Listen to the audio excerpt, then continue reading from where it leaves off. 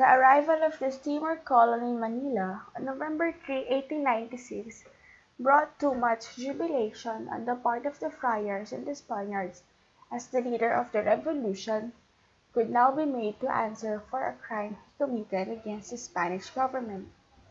Under heavy guard, Rizal was brought to Fort Santiago, pending the prosecution of his case. He was held incommunicado for almost 4 weeks in his detention cell. In the meantime, the Spanish authorities were very much preoccupied with the gathering and fabrication of evidences to be used against him.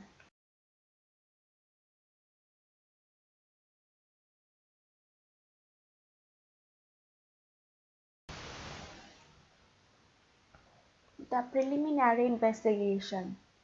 Colonel Francisco Olive, the judge advocate of the Spanish military tribunal, summoned Rizal to appear before him on November 20, 1896. Desiring to clear his name from the accusations imputed on him, Rizal appeared before the judge advocate. There were two kinds of evidences presented by the Olive to Rizal during the preliminary investigation of Rizal: the documentary and the testimonial.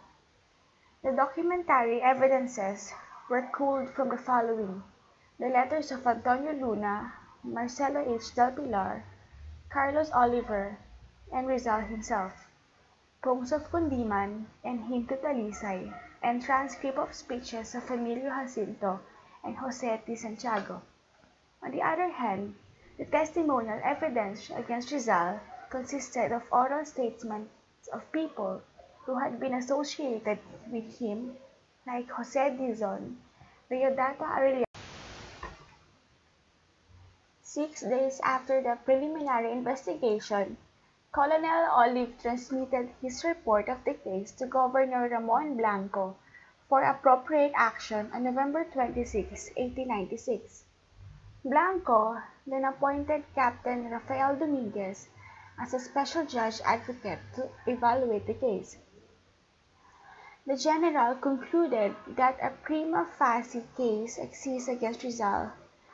He then endorsed his summary of charges against Rizal to Nicolas de la Peña, the Judge Advocate General, for legal opinion and adjudication.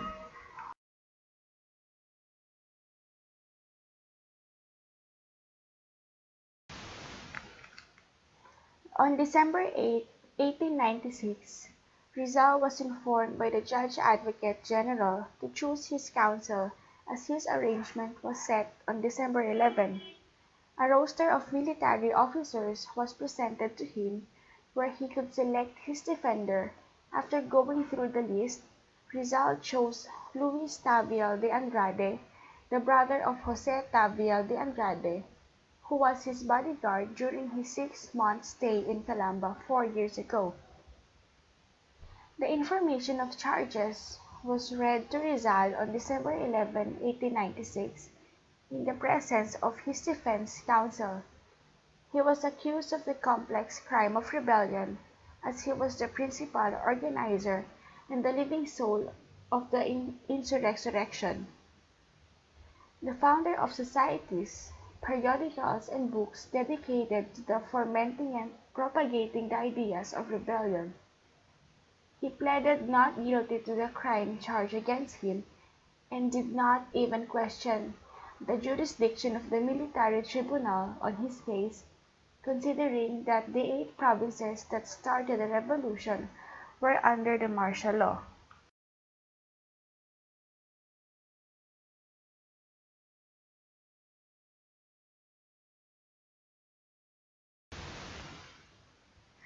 Dominguez submitted the transcript of the arraignment proceeding to the Malacañang Palace on December 13, 1896.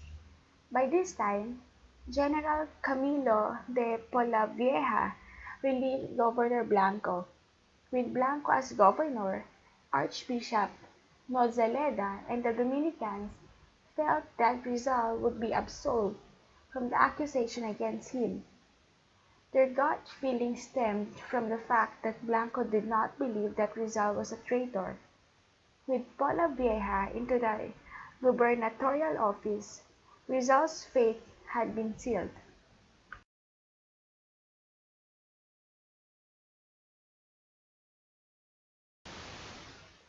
Rizal's case was turned over to Dominguez and Alcácer on December 19, 1896 for prosecution. The trial commenced on December 26 at the Hall of Banners of Cuarto de España. 2 days prior to the trial, the court-martial was constituted with Colonel Jose Togores as president and the following as members: Ricardo Muñoz Arias, Manuel Reguera, Santiago Izquierdo, Manuel Escribano, and Fermin Rodriguez. Enrique de Alcácer was designated as prosecutor. After Taviel de Andrade's brilliant defense, Rizal was asked by the judge advocate whether he had something to add to what his counsel had presented. Rizal stood up and presented his own brief. I am not guilty of rebellion, as I even advised Dr. Pio Valenzuela in Dapitan not to rise in revolution. The revolutionist used my name without my knowledge. If I were guilty, I could have escaped from Singapore. If I had a hand in the Katipunan Revolution, I could have escaped Dapitan and should have not built a house there. If I were the chief of the revolution, why did they not consult me on their plans? I was not the founder of La Solidaridad and the Association Hispano-Filipino. I had nothing to do with the introduction of Masonry in the Philippines. Francisco Lactao Serrano, founder of the Lodge Nilar, had a higher degree than I had. If I were the head, since when does an officer permit himself to be promoted to a captain general? The La Liga did not live long. It died a natural death after my banishment to Dapitan. If the La Liga was reorganized 9 months later, I was totally unaware of it. It was true that I wrote the statutes of the La Liga. The La Liga, however, is a civic association whose purpose are unity and development of commerce and industry.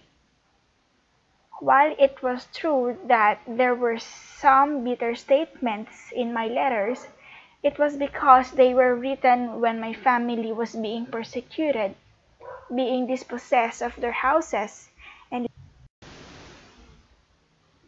lands, and my brother and brother-in-law were rusticated without due process of law. Manila, December 28, 1896. Conformably to the foregoing opinion, I approve the sentence dictated by the court-martial in the present case, by virtue of which the death penalty is imposed on accused Jose Rizal Mercado, which shall be executed by shooting him at 7 o'clock in the morning of the 30th of this month in the field of Bagong Bayan. For compliance and the rest that may correspond, let this be returned to the Judge Advocate Captain Don Rafael Dominguez.